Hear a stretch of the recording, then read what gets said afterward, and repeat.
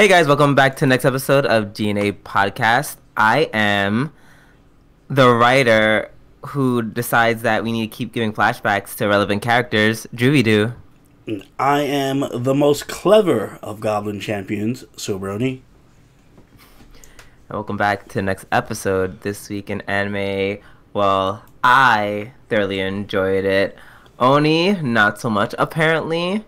Only a couple shows that were less than stellar for me. Everything else was perfectly fine. Yeah. Well, let's start off strong as always. We have... Actually, we're starting off on a different note. Slime. Slime Yes. Got a Ken. Episode 7. So... Yeah, I was kinda, sort of... This episode was weird, because...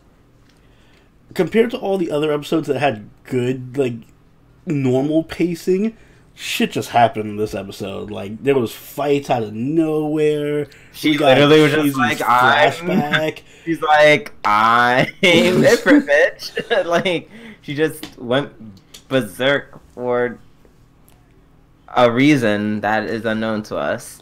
I think the problem, like, one of the things is that this show comes out on a Monday. So I watched this super early in the week, and it has this advantage of, like, having me think about it for the whole week before I get to talk about it. Because at first, after watching this episode once, I was ready to rip it apart. I was like, oh my god, this was so stupid. They rushed everything. They just went into this random fight. Slime is super OP. Fuck everything. Like, I was actually gonna tear this episode apart. But then I rewatched it, and I thought about it, and I was just like, it's not really... Yes, it was rushed, and I wish they had built up more than just have this random-ass fight with this really short... Compared to the other shows we're going to talk about, this really short backstory for Shizu. And then I was like, yeah, but this is the Slime show. It's not going to be fucking Overlord, you know? It doesn't have this intricate plot that it's trying to tell me. So I can let it slide this time. It's fine. It was entertaining. It did its job. Yeah. It wasn't... That's what I got from it. This is an anime that tries too hard to be like, where everything's like world building and intricate and toppling kingdoms. Like the main character is a fucking slime. Yeah, they're not putting too much. Yeah, it's not trying. It's not trying to do all that shit. It's just is it fun? Yes, this episode was fun. Oh my god, I'm still just kind of fucked up how she literally just like burned a girl and took her. I didn't think they killed children. No, I will give them. I give them props for that. They should have just killed a girl. That was actually the surprise of the episode for me, because I was expecting. I knew that the stupid thing she was holding, the dumb animal. Yeah, that was gonna die. I'm like, oh, I thought she was gonna burn that to death or something. Nope. Full up killed the girl too. But I tell you right now, I was watching it and the girl showed up with her little animal thing, and I was like, oh, that's cute. And I think I looked away for like 3 seconds, and I looked back at the screen, and they're both burning to death. I'm like, what the fuck happened? What did I miss in the 2 seconds I looked away? Shizu angry. Shizu smash.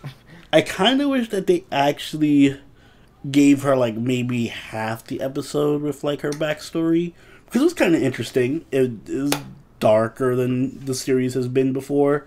I would have liked to see her and her little friend actually get to know each other more, so I could care that she killed her friend. Because I didn't even know her friend's name before she killed her. I don't think you learn her name. I don't think she has one. It was just like, here's a random girl with her cute little Pokemon. Dead. I actually would prefer... I actually don't care too much about the backstory. I actually would prefer the fight. I want like a longer / somewhat better fight.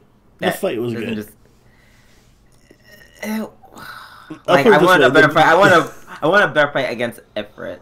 I liked, the beginning of the fight against the against demons. the dragon things. That was badass. Everything else after that was just like, eh.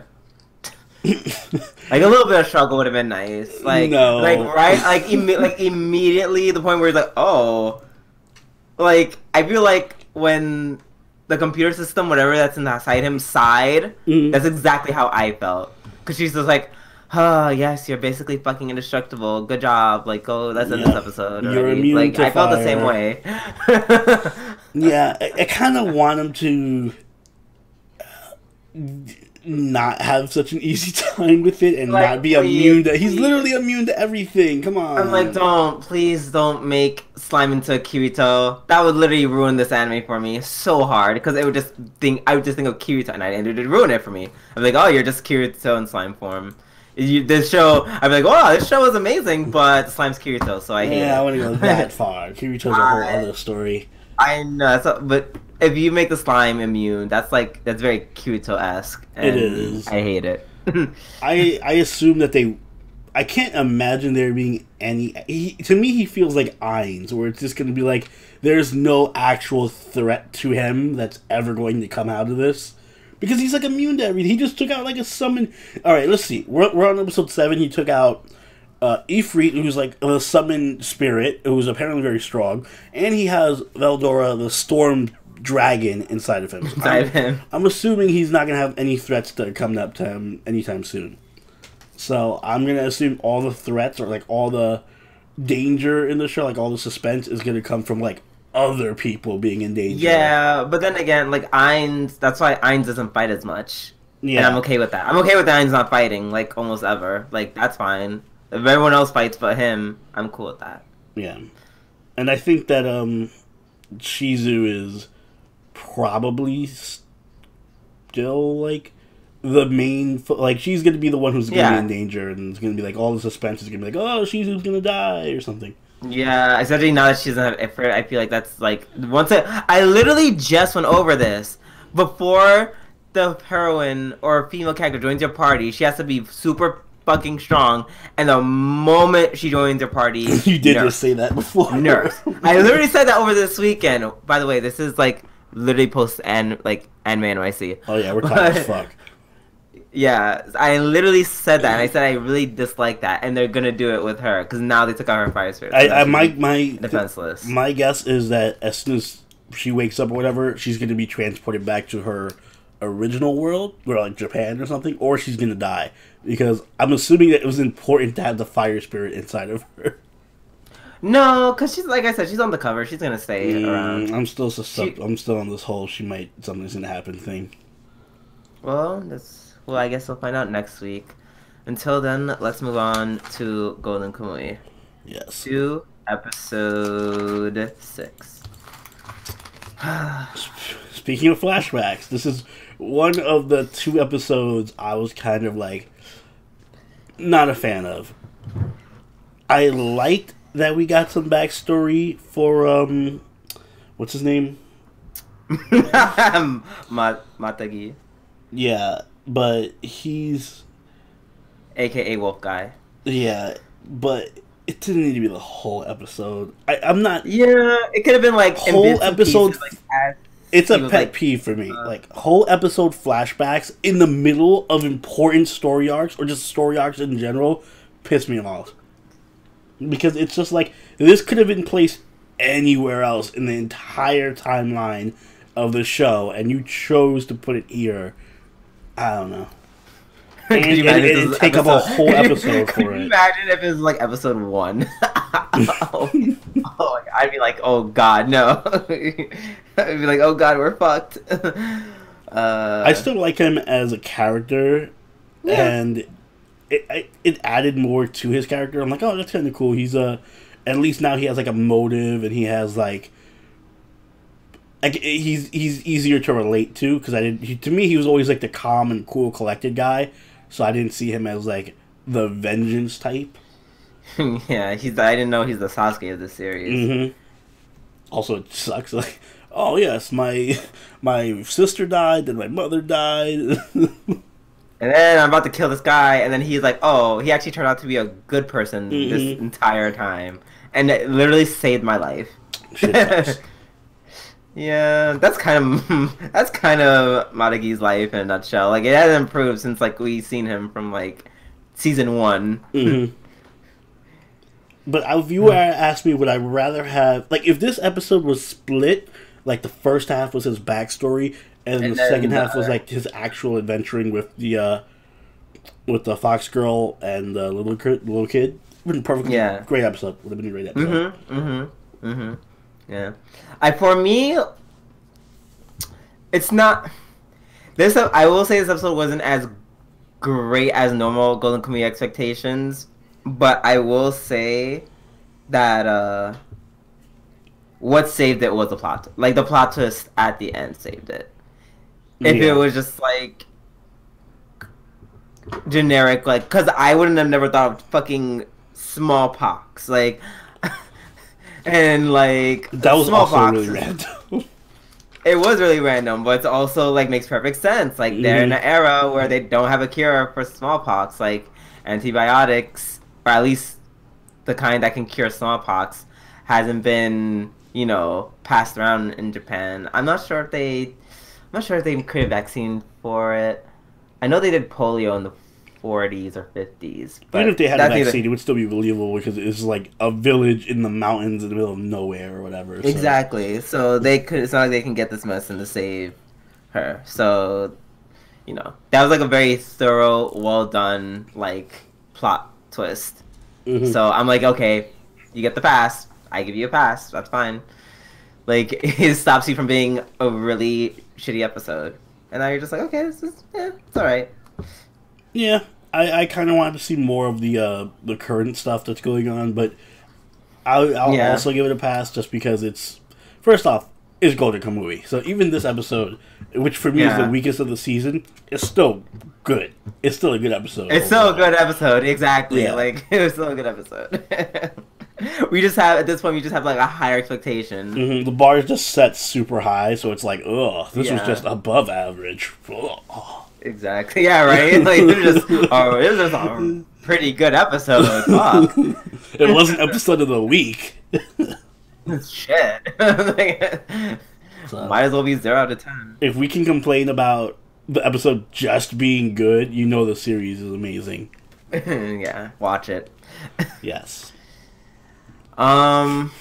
Speaking of things that are amazing, let's move on to Goblin Slayer, which I'm assuming, is it your episode of the week?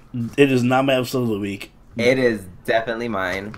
This was a painful episode to watch. It was so painful. Ooh, yes, This is an episode I had to pause. An anime that literally has the balls to go there. Like, everyone thought it's so funny because we thought, like, oh, you just watched episode 1 and this kind of peters out as it goes on. I think we were just talking about that. Yeah, exactly. We just were once again talking about an anime NYC.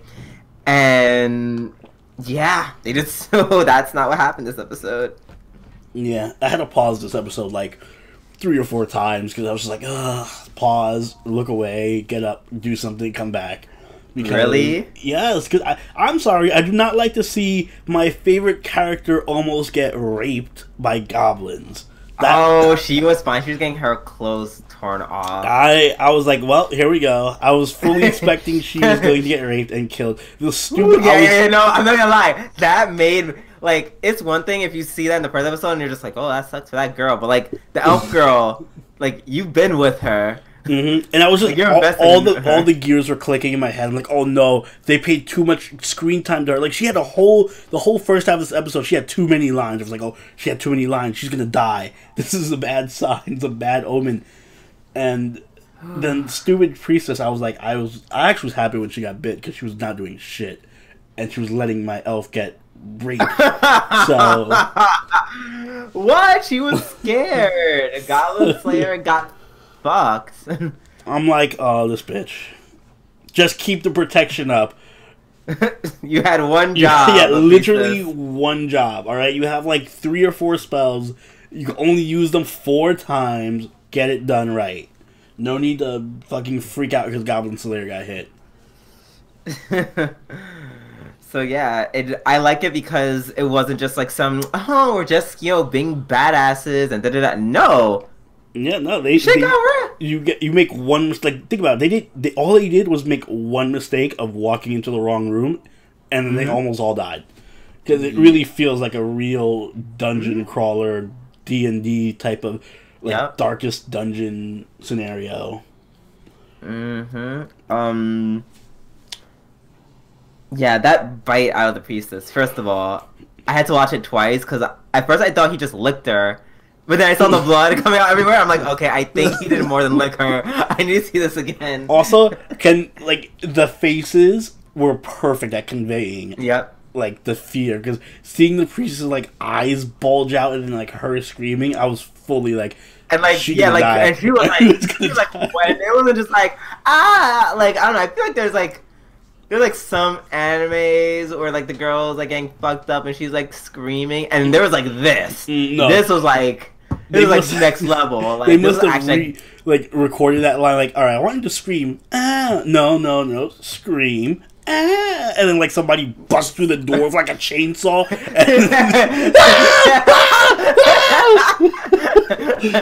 They actually kidnapped Fran's voice actor. Like, they're like, we just need you to just scream. Yeah, scream. But not in a Fran voice. So the screaming was on point this episode. Yes, 10 out of 10 screaming. I love how realistic it is in that, like, remember how we were watching Hero Academia and we were complaining that there was a scene with Bakugo and Midoriya fighting? Yes, exactly. I was taking all these hits and shit. And he was like, oh, it's adrenaline and blah, blah, blah. I'm like, no. Like, normal UFC fights literally knock out, like, people. No, I don't accept that. Yeah, this time, no, like, Goblin Slayer is either dead or on the verge of death. Yeah, so that makes sense. They really made it seem like he died. Like you get hit once and you're basically like, they feel human because he got hit once. He has enough armor to survive it, but he probably has like all his ribs are probably broken, mass internal bleeding, probably like, organs pierced. Yeah, like he's clearly on death's bed. So like, it feels realistic in that sense. First of all, shout out to the canary living. The bird fucking Canary was the one that was the most safe the whole episode. Exactly. But then like, and then it was so creepy, but like, ooh, and like very unsettling, where they literally just like, that's some Aaron's, oh god, I forget his name. I read like that famous actor, but I think he's the one who did that other movie that I can't think of. I will think of these names as I go on, but as I was saying, like literally, the music's playing and you just see the canary's eye. You see them in the reflection of the canary. It was very well done. The beginning scene with the sword maiden was interesting. Yeah, I like that. I think she almost has like the ability to like tell the future. Yeah, I was thinking like clairvoyance or something. She seems like kind of like a prophet, so yeah. Also, once again, another episode of very subtle fan service. Well, more than not so subtle. This episode was a lot less subtle, but it was just like, oh, here's some fan service. Yeah, it kind of started out very. I was like, oh, this is another fun slice of lifey fan service episode. Nope. Oh, I love how everyone in the party has different names for the Goblin Slayer. Like, oh, I noticed that too. Yeah, they all have a different little nickname. Like for Beer him. Cutter, Orkbog, Goblin Slayer. I don't know what the Lizard Man calls him. I forgot. But yeah, no, it's a lot of good part. Like, I liked the episode. It was just really hard to watch. I really liked it. I think it's probably my favorite episode since probably episode 1. Yeah. Oh, also, when he choked that goblin with the hair, I'm like, yo, where did the goblins get the best weave? The best weave in literally all of that world. Like, damn. Like, how many horses had to die to get a weave like that, bitch? That Holy fuck. A great scene. It was also great to see him, first off, punch a goblin in the eye. But also just, like, him super hyped on adrenaline and then, like, who's next? You want the next? Who's gonna die? And, like, all the scout goblins actually being afraid of him. They just retreat. They're like, no, that's not. Oh, and I also appreciate, like, the elf crying. Cause she's just like, oh my god, we're all fucking alive. Thank God. Like, Yeah. it was very moving. Like her reaction.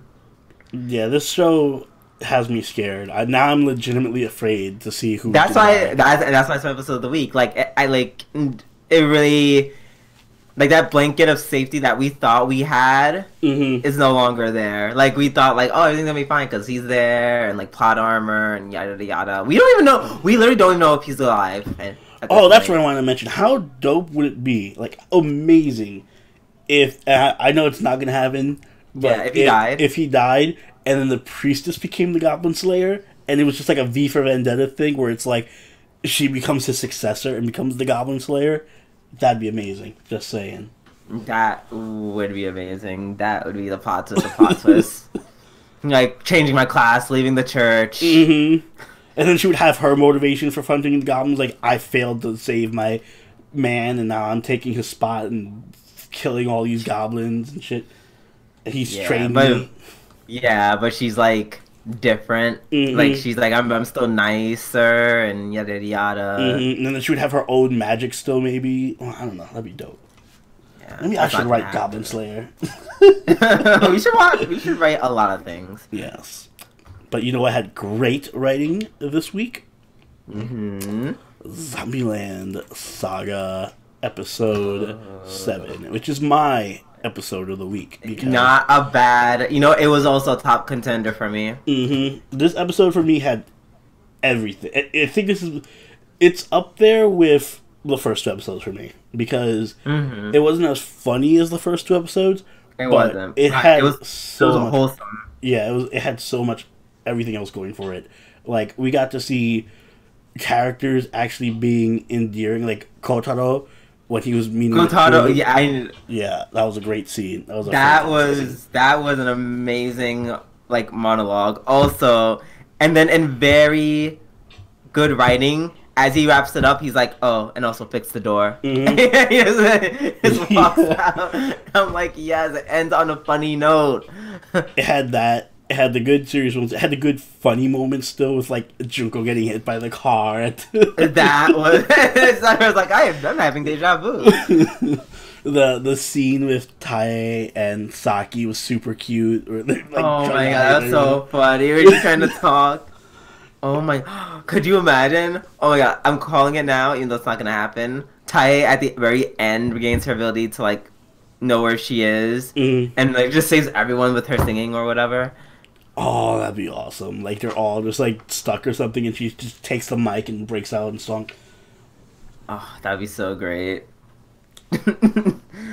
I love like Lily was very mature this episode, like because that's a very idle thing to do. There's like in today's world, which I love that I can like talk about like idols that I actively listen to and like apply it to this show because that's literally like what the company would do. I'm like, oh, if you don't want to perform, like we kind of just have to change everything to fit to now have the choreography of like one less person and just redistribute the lines, like in case someone like either abruptly quit SM or they're sick, right, and they can't like perform.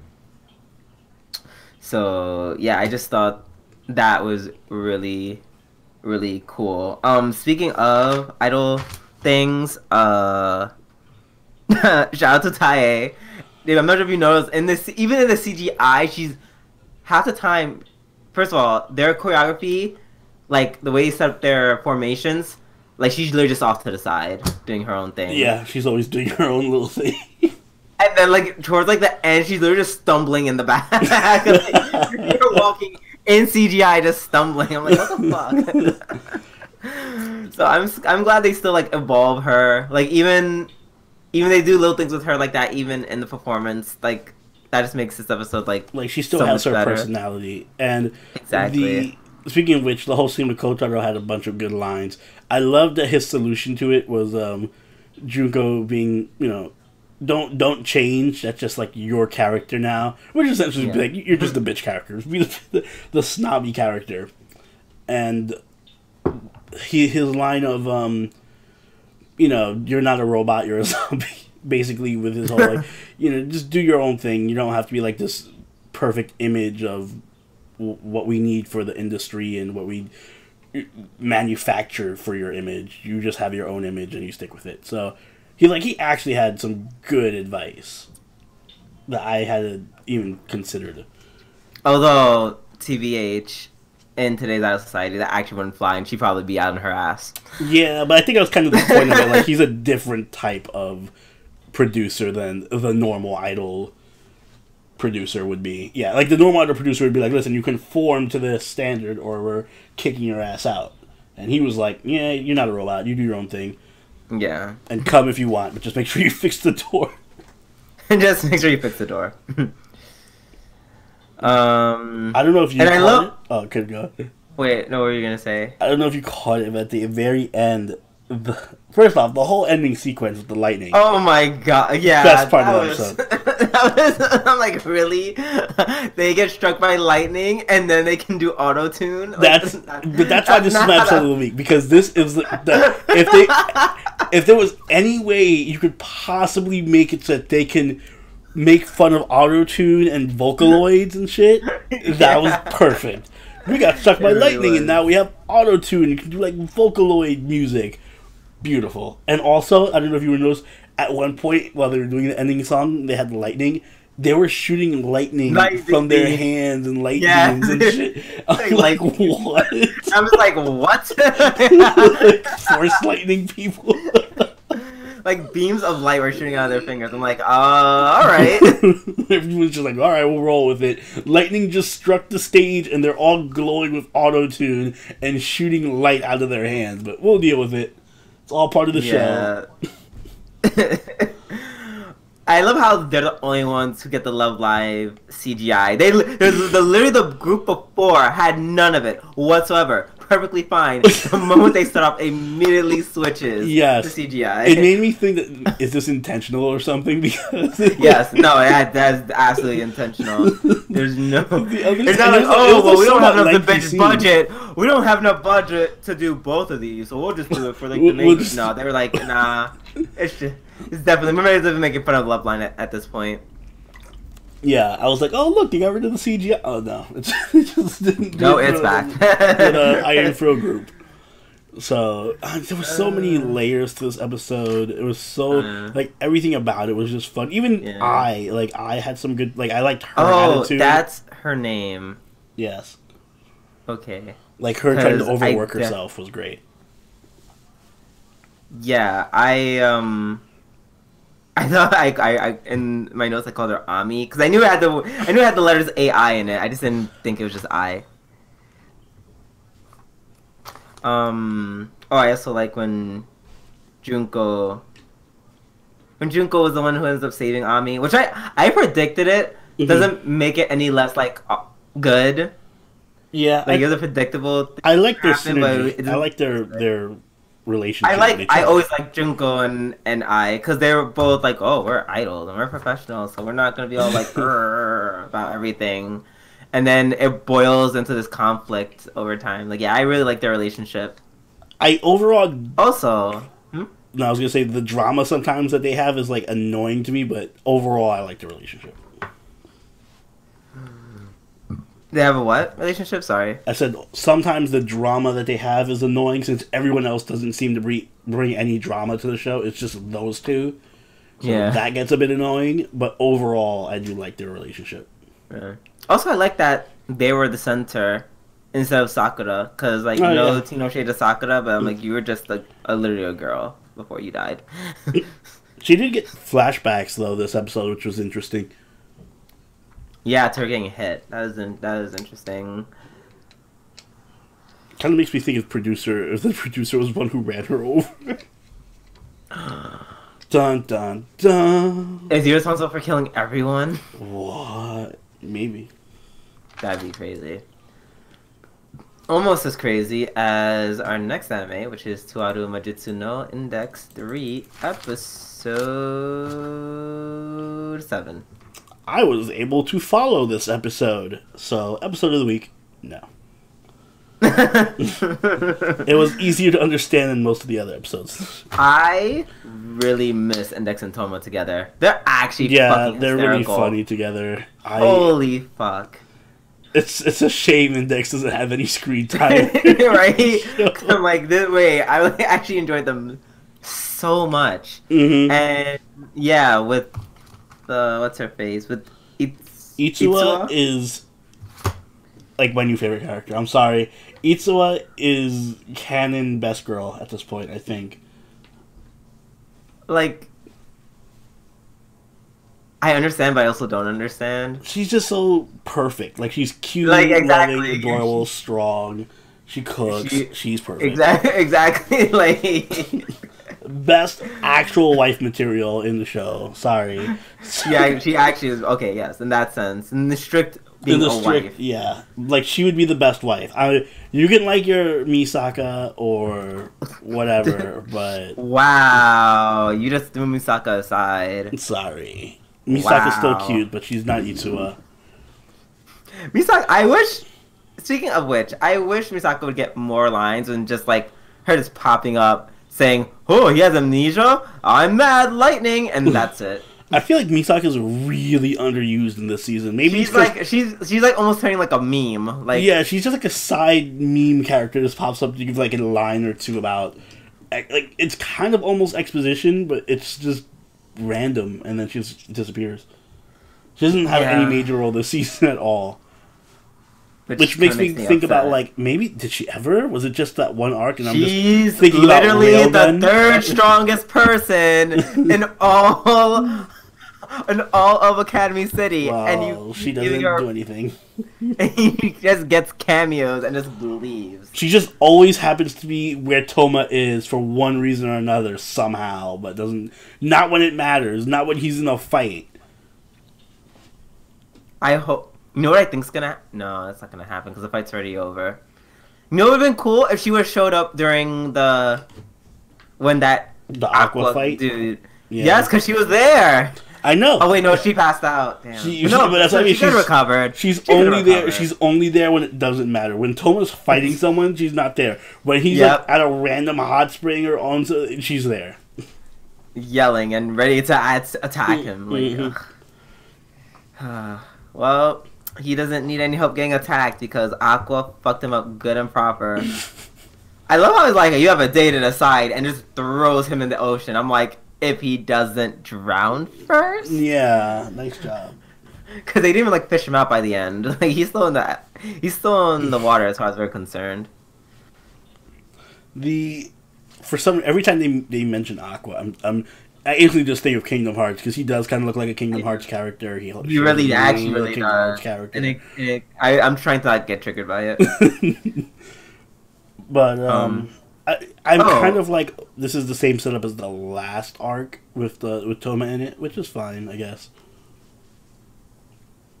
I don't remember anything. Like they reference this guy apparently, and I'm like, I don't remember his face. Just the same setup in terms of, oh, here's Itsuwa and Toma together. Oh, look, now there's an enemy from the church here to fight you. And Itsuwa's useless. They did a flashback as if he like existed. He probably did in the earlier season, because I remember seeing him. I think. How? Or like, or with so many side characters and enemies. I believe they mentioned him because I remember them mentioning or them fighting. Like they had mentioned him before because they mentioned all the other ones. It's probably just been too long for me, but I did enjoy the opening. Like the opening of the episode when they're just doing like, you know, after all like the violence and murder they did from last episode, it's like, oh, back to stupid school shit. Yeah, I forgot about that part. Exactly, like the race to like try to break out.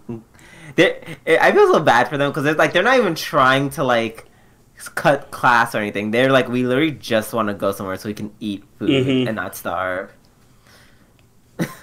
And then Itsuwa literally just knocks out the teacher. Proving, again, her greatness. But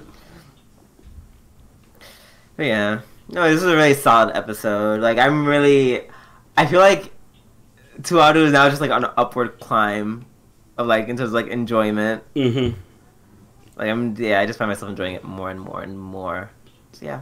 Good episode. Interested in seeing where the arc is going to go. Especially because I'm looking at the anime chart now and it's 26 episodes. I'm like, this is so fast paced. I can't imagine how far we're going to get in 26 episodes. Like, how many novels are we covering?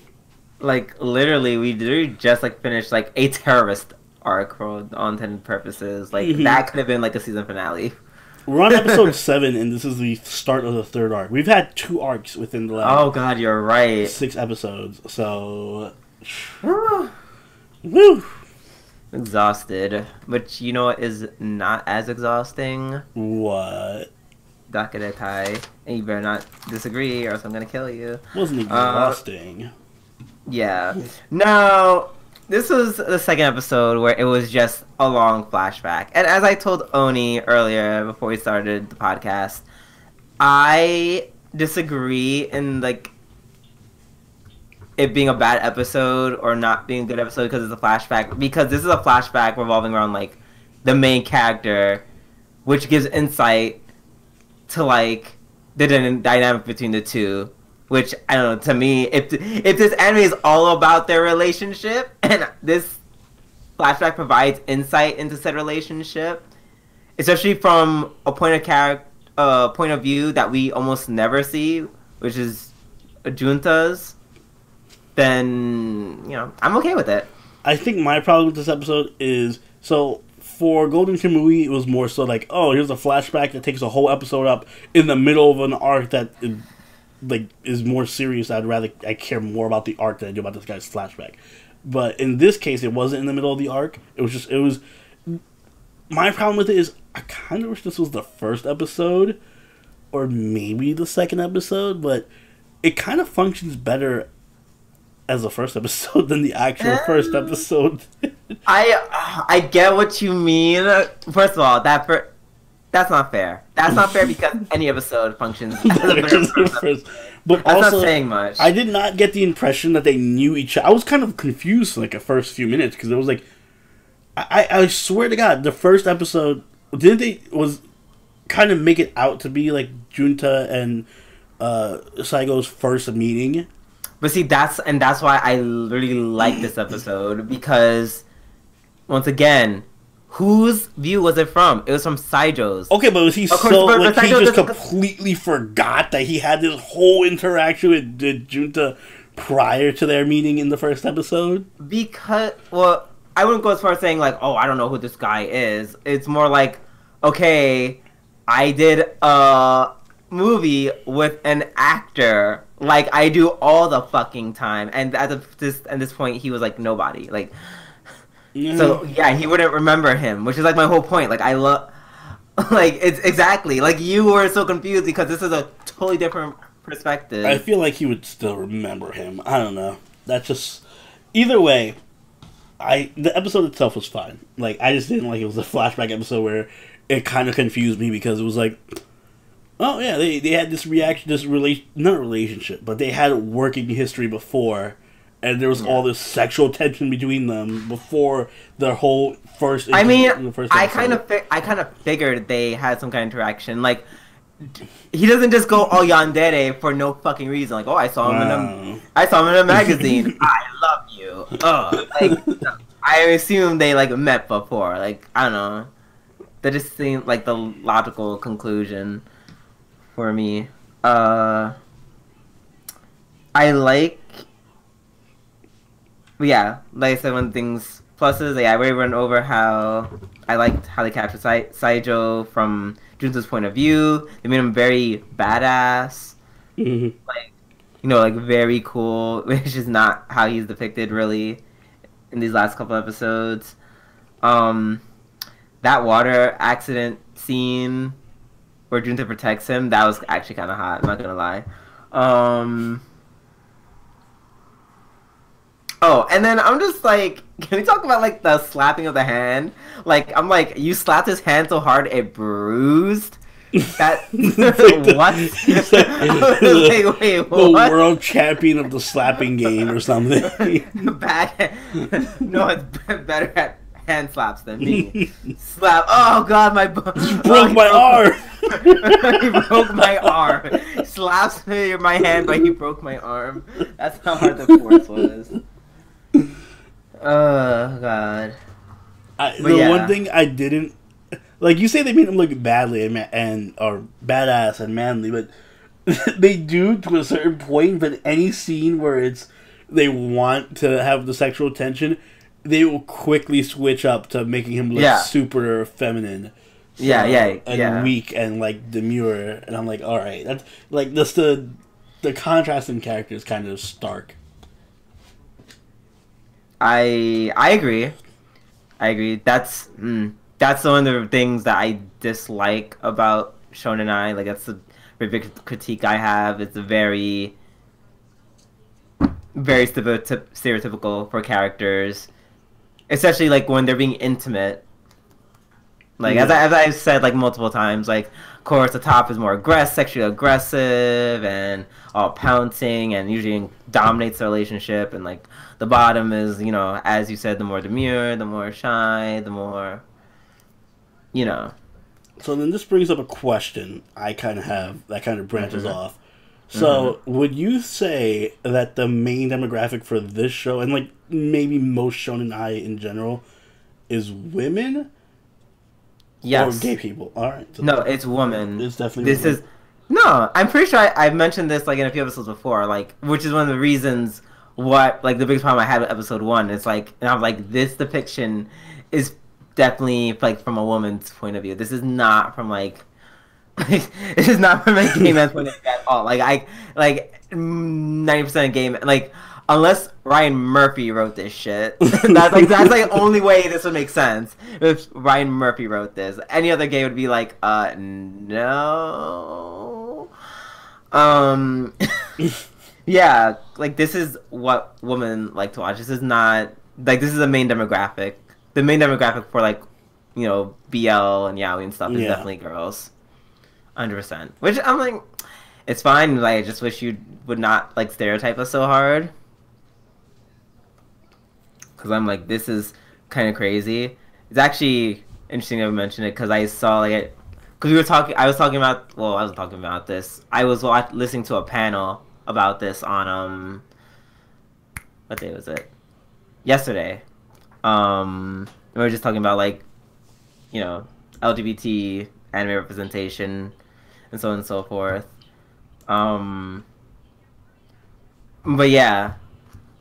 But all in all, yeah, this is very much like for women. Like I know, like episode 1, I would even go further and say episode 1 was definitely like for Fujoshi.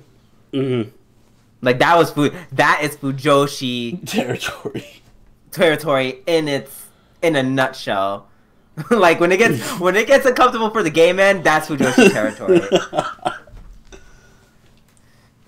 But yeah, that's what I have to say about that. So yes, to answer your question, yes, it's very much for women. Interesting.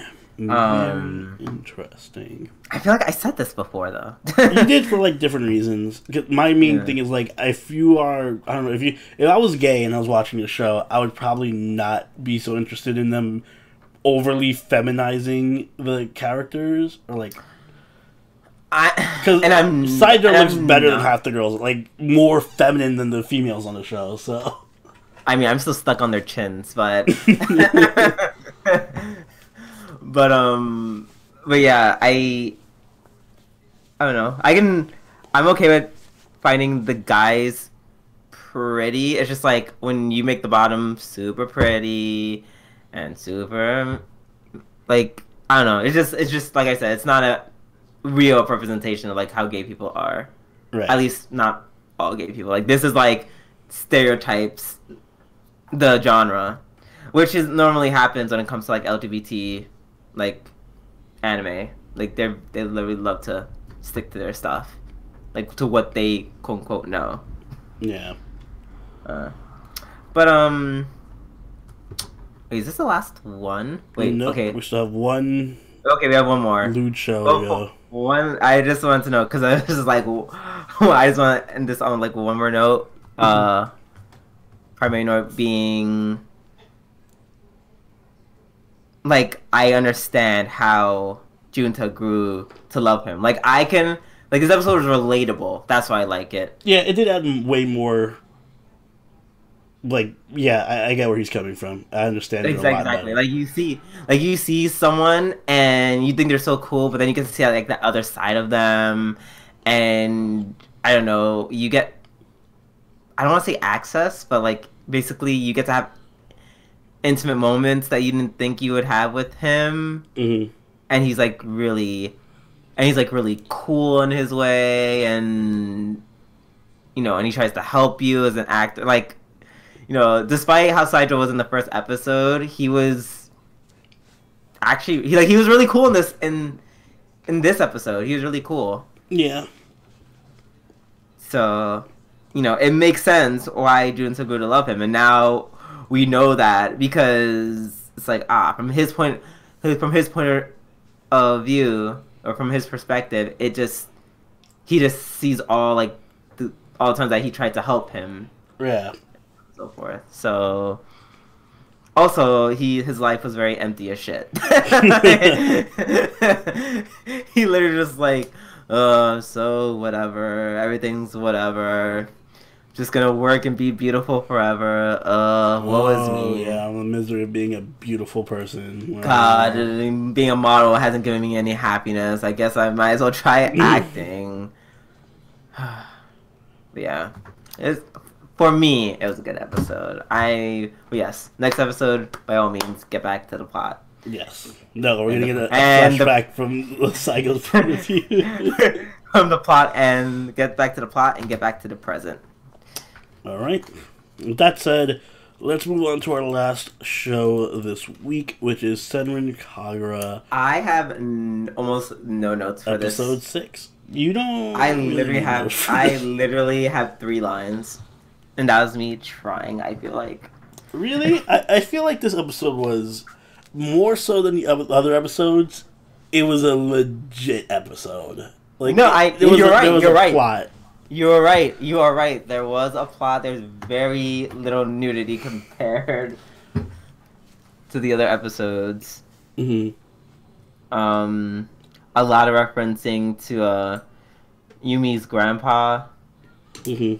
A lot of battles of what sort of, not nature, but beliefs and ideals. Yeah, like ideology clashes, which I found interesting because the whole, I guess Senko and Gecko and the other their faction was like, oh yeah, we found the teachings of your grandfather before he changed his mind and changed his ways, so they're like following his old set of beliefs versus from what he wrote, following his newer set. So that's interesting. Yeah, I would say actually this episode highlights a good way to do flashbacks. Yeah, I actually did, and I like the way they interspersed the flashbacks between the action scenes. Mm-hmm. And the flashbacks half the time were also action scenes. Yeah, it was action scenes on action scenes.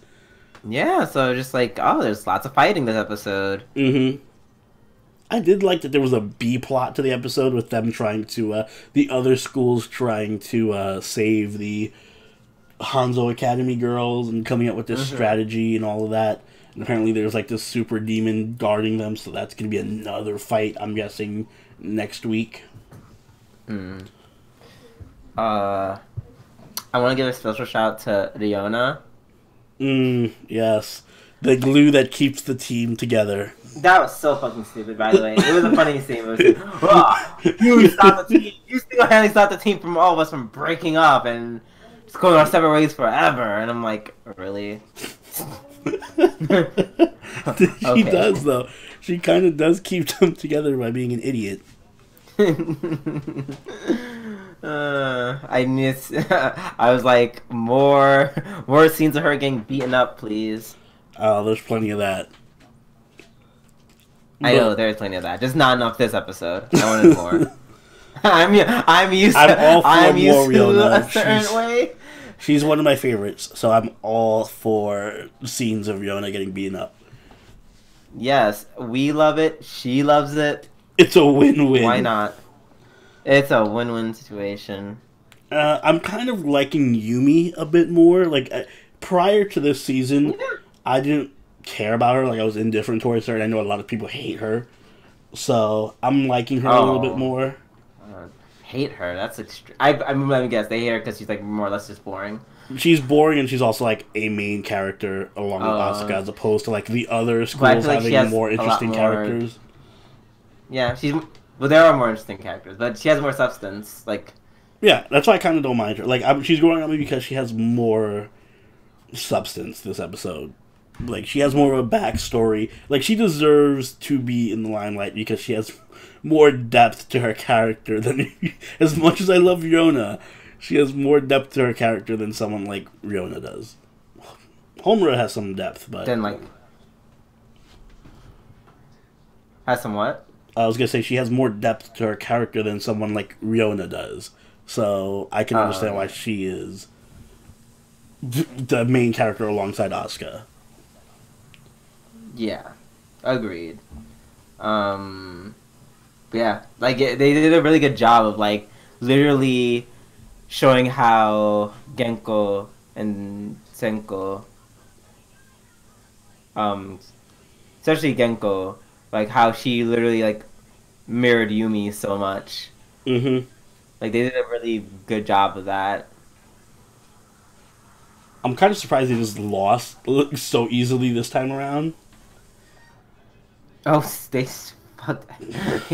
Yeah, that was really fun. They literally lost in one attack. Yeah, I guess they're just not as strong when they're not double-teaming people. Yeah, right? It's not 2-on-1. They ain't so big. Whoa. Not so tough 1-on-1.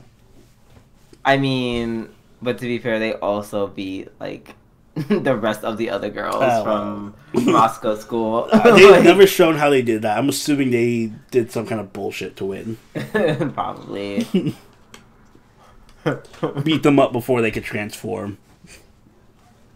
That makes sense. Even though we definitely saw him transform. Yeah. But... yeah.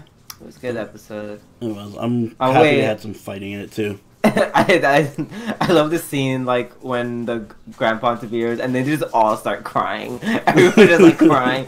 We're just crying. Yeah, it was a good anime episode this week. Yeah. And yeah, Oni, take us away so I can drink some water. If you guys enjoyed this episode of our G&A podcast, make sure you hit that like button and make sure you hit that subscribe button. Glug. So that you can keep up to date with all the stuff we're doing on our channel. Not only our podcast, but also our other series as well, like our Fate Stay Nuzlocke and our Valkyria Chronicles playthrough and our FGO videos and our Shadowverse videos. And those are coming back soon. Showdown new expansion videos. So, yes, all the stuff. If you'd be so inclined, make sure to follow us on Twitter. Make sure you follow us on Twitch. And make sure you join our party over at Discord. And if you want to go the extra mile, you can donate to us on Patreon, like all these lovely patrons on screen right now who make this show and channel possible. Drew, do you have anything you'd like to add? Holy fuck, I just cracked the shit out of my knee. Cool. With that said, I have been Sobroni, and I'm clearly an old man with arthritis, but also Drooby-Doo. Alright guys, see you next week. Later. Bye.